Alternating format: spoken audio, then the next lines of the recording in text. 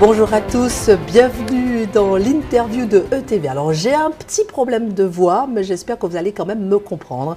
Je suis ravie d'accueillir aujourd'hui Shirley Billot, qui connaît un petit peu ETV. Oui. Quelle est votre expérience avec ETV? En fait, il y a quelques années, je travaillais en Guadeloupe et j'avais en fait une activité avec Claire TV, puisqu'en fait, on prenait des créneaux pour faire du téléachat sur la chaîne. Ah oui. Et donc, j'ai une affection particulière pour cette chaîne qui nous a été une des premières à nous accueillir. Génial. En tout cas, merci beaucoup d'être là. Vous êtes chef d'entreprise de Cadalis et vous êtes présidente de l'association Les Jeudis de la Stratégie. Alors, on va parler un peu de vos deux casquettes. D'abord, chef d'entreprise de Cadalis. Comment est-ce que vous êtes devenu chef d'entreprise de cette société que vous avez créée avec vos 10 doigts? Alors, la petite histoire, c'est en fait, à l'époque, je travaillais entre la Guadeloupe et la Martinique. Et puis, j'ai eu un petit revers, on va dire, professionnel. J'étais à l'époque salariée et une expérience qui ne s'est pas très bien terminée. Vous êtes fait licencier? Oui, dans des conditions extrêmement difficiles. Ça arrive. Et en fait, je me suis beaucoup remis en question. Et finalement, je me suis dit, de cet échec, je veux en faire quelque chose de positif. Ça a été combien de temps, cette période de remise en question? Assez rapide. Un jour ou un mois ou un an? Non, quand même pas. Mais j'avoue que je pense que ça a dû durer un été, parce que ça est arrivé au mois de juillet. Et j'étais déjà en train de lire des articles sur le bananier et la banane. Et en fait, dans ma tête, ça s'est ajusté assez vite. Les Américains, ils ont un terme, ils appellent ça serendipity. C'est la concordance de situations ou de rencontres qui font que quelque chose devient possible. Et là, en l'occurrence, j'étais assez ouverte, je pense, finalement, et j'avais une volonté qui était de valoriser les Antilles. Ça, c'était quelque chose que je voulais faire. La grève de 2009 m'avait beaucoup marquée. Oui, la grève de 2009 a été un moment assez charnière. Juste avant ce moment difficile, qu'est-ce que vous faisiez concrètement? En fait, je dirigeais une entreprise qui faisait de l'importation de produits en pharmacie. Donc, vous étiez déjà chef d'entreprise. J'étais salariée. Ah, salariée. J'étais dirigeante, mais... Dirigeante, mais salariée, oui. D'accord. Vous n'étiez pas à votre compte, d'accord. Non. Et là, vous avez donc eu ce moment difficile et vous avez dit, maintenant, je vais créer mon entreprise. Je ne pensais pas encore la créer. Hein. Ah. Non, je ne pensais pas encore la créer, mais j'ai eu l'idée de ce projet. En fait, le projet, c'était de valoriser les déchets générés par la filière banane de Guadeloupe et de Martinique. Pourquoi la banane? Parce que tout repose sur la banane. Qu'est-ce qui vous a intéressé chez la banane? Alors la banane, pourquoi? C'est un peu, je pense que c'est beaucoup de rêves. Oui. J'ai fait des rêves sur la banane. Honnêtement, je pense que sérieux, des rêves, des rêves la nuit. J'ai été possédée par la banane. Sérieux. En tout cas, belle possession. En fait, j'ai lu des articles et puis j'avais que des rencontres liées à la banane. Je suis allée dans un hôtel dans le sud de la France pendant les vacances. Il y avait des gravures anciennes de bananiers. Je suis allée passer 2 jours en Angleterre. Il y avait une campagne d'affichage avec des éoliennes, avec des pots de bananes. Et en fait, je voyais des bananes partout. Et j'en rêvais. Mais vous ne saviez pas encore à cette époque que vous allez en faire quelque chose d'extraordinaire. J'avais pas du tout, à cette époque-là, imaginé que j'en serais là aujourd'hui à vendre ma marque en Australie, au Japon, en Corée. Ça, c'est sûr. Incroyable. Alors là, vous décidez finalement de créer votre entreprise basée sur la banane. Oui. En fait, j'ai eu la chance d'avoir l'opportunité de rencontrer le président de la filière banane, qui était Éric Delucy, et également le président du CIRAD, à l'époque était M. Matron. Et en fait, j'avais mes petits papiers dans mon sac et on a parlé de valorisation de déchets. Et je leur ai dit, je ne comprends pas que vous jetiez des bananes, à peu près 40 000 tonnes, alors que dedans, il y a des composants biochimiques qui pourraient servir en cosmétique et en nutrition. Comment vous avez su qu'il y avait des composants chimiques En fait, j'ai lu une étude scientifique pendant cette époque de transition et de réflexion sur la composition des corps gras de la peau de banane. Sur une lecture. Oui. En fait, dans ma tête, ça a fait tilt. Il faut dire que ma mère adore les plantes médicinales et m'a initiée assez tôt à l'usage des plantes. Donc, dans ma tête, ça, je ne sais pas pourquoi, ça a fait tilt. Et vous avez dit quel gâchis, c'est 40 000 tonnes. Oui, je me suis dit qu'il y a une vraie opportunité de créer une activité à partir de déchets. Moi, j'ai pas de terre, j'ai rien. Et quand on n'a rien, il faut trouver des opportunités. Donc, je suis venue là, je me suis adressée à eux. Ils ont trouvé que c'était un projet intéressant. Et pendant 1 an, on a fait une étude de faisabilité. C'est pour savoir si, du point de vue scientifique, il y avait vraiment des molécules d'intérêt. Et finalement, vous avez transformé justement ces molécules en produits cosmétiques à base de la banane. Et c'est unique au monde. Alors oui, j'ai été un peu la pionnière, surtout que moi je travaille sur des corps gras, je suis la seule au monde à faire des huiles de banane.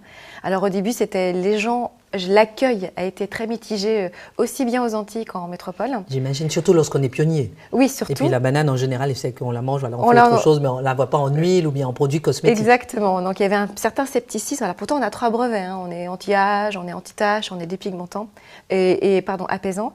Et il se trouve que je me suis dit, bon, je vais directement partir en Asie, Parce qu'on a la même médecine traditionnelle et parce qu'en Asie, c'est un fruit qui est très haut de gamme et c'est un fruit de luxe. Donc on n'est pas prophète dans son pays, non. Vous êtes parti en Asie faire votre crédibilité. Exactement. Donc j'ai commencé par la Corée, après le Japon, on a démarré l'Australie et c'est parti comme ça en fait. Donc vous êtes parti comme ça avec vos valises, oui. vous installez là-bas, vous aviez des contacts, comment vous avez fait pour vous installer par exemple en Corée? Alors, enfin, et bien en plus la Corée, je veux dire, c'est pas, oui. ça n'a pas l'air facile comme ça d'approche. Non, en fait j'ai eu à la fois des opportunités de gens qui sont venus me voir parce qu'ils ont vu des articles sur moi, ça c'était le cas de la Corée. Et au Japon, je suis passée par Business France, qui est un organisme qui favorise l'export pour les entreprises françaises. Et j'ai fait des rencontres acheteurs. Il se trouve que j'ai une marque qui est biologique, avec des résultats cliniques, et l'association du végétal et du scientifique s'appelait beaucoup en Asie. Et donc j'ai trouvé très vite un distributeur qui était très axé sur le bio et les plantes. Et donc voilà, c'est parti comme ça. Et on est chez Isetan, qui est le plus grand et le plus vieux des grands magasins du pays. Et là, ça fait combien de temps que vous l'avez créé? Alors la marque est lancée depuis 4 ans. Voilà, et là, on s'attaque au marché américain. Incroyable. Donc, en 4 ans, vous êtes dans combien de pays aujourd'hui? Là, on va être dans à peu près, un peu moins de 10 pays. Moins de 10 pays. Combien, vous avez des salariés? Comment oui, ça là, on fonctionne? a une petite équipe, on est 4 en fait dans l'équipe, assez axée sur le marketing maintenant, parce qu'on se rend compte que c'est un gros enjeu. Je voulais absolument vous rencontrer et avoir votre témoignage par rapport à ceux qui nous écoutent pour montrer qu'on peut créer son entreprise, vivre de ses rêves et innover. Innover avec nos produits aux Antilles, ce qui est extraordinaire. Et vraiment, vous avez eu une excellente idée. Alors, votre histoire ne s'arrête pas là, parce que non seulement vous avez innové au niveau international, mais en plus, vous avez décidé d'aider les autres. Vous êtes présidente de l'association des Jeudis de la stratégie. Qu'est-ce que c'est? Alors, c'est une association qui a pour but de favoriser et d'accélérer l'entrepreneuriat au sein de territoires dits fragiles.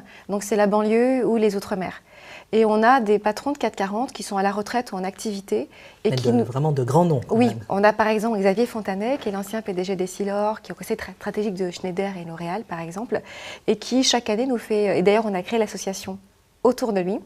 Et chaque année, on fait 4 jeudis après-midi où il nous forme à la stratégie d'entreprise.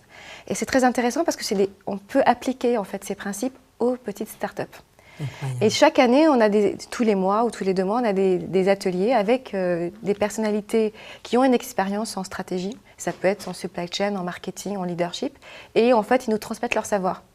Et on remet une bourse pour suivre un cursus HEC. Pour encourager. Voilà, et on désigne parmi les startups qui suivent nos ateliers, une startup on estime qu'elle a du potentiel. Il se trouve que moi, j'étais la première à bénéficier de la bourse qui nous est attribuée par M. Fontanet. À quel numéro, quel montant, la bourse? Alors, la bourse, c'est à peu près 20 000 €. Donc oui, quand même, c'est un bon coup de pouce. C'est un bon coup de pouce. Comment participer pour avoir cette bourse, en fait? Alors, comment postuler? Et en fait, il faut suivre chaque année, c'est entre le mois d'avril et entre le mois de mars et le mois d'avril, on a les Jeudis de la stratégie, qui est notre formation emblématique. Et c'est parmi, en fait, nos étudiants qu'on choisit. Nous, en fait, elles postulent, enfin, il ou elle postule, on fait une commission et en fait, on désigne le candidat qui bénéficiera de la bourse. Alors, pour ceux qui nous regardent, qui sont en Guadeloupe, qui sont en Martinique, qui sont en Outre-mer, comment faire si on veut participer aux Jeudis de la stratégie? Alors, on a un site internet, les Jeudis. Et on peut participer à distance? Ah oui, parce qu'en fait, on est en visioconférence Excellent. dans tout l'Outre-mer. C'est une conférence qui est à 360 degrés. Extraordinaire. Donc oui, il n'y a aucun souci et tout le monde peut postuler. En fait, on ne se consacre pas au marché métropolitain.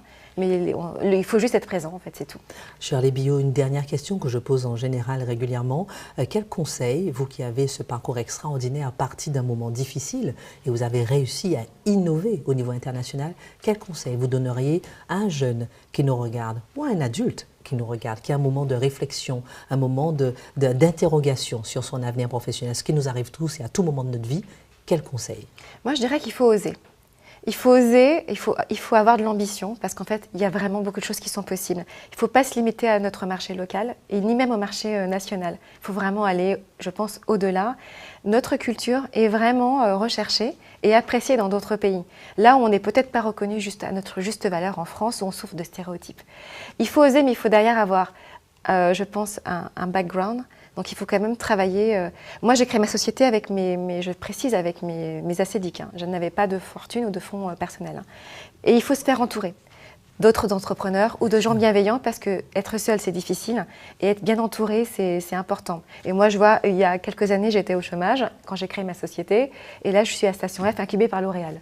Voilà. Merci en tout cas pour votre témoignage. Conclusion, nous, chez nous, autour de nous, peut-être avec les avocats, avec tout ce qu'on a autour de nous, la banane, vous c'est la banane, d'autres c'est avec les avocats, l'huile carapate, etc. Tout ce qu'on a autour de nous, on peut arriver à innover au niveau international et surtout, comme vous dites, oser. En tout cas, merci à tous. Merci beaucoup, Shirley Biou, pour votre témoignage et on vous souhaite à tous d'innover et d'oser. Merci.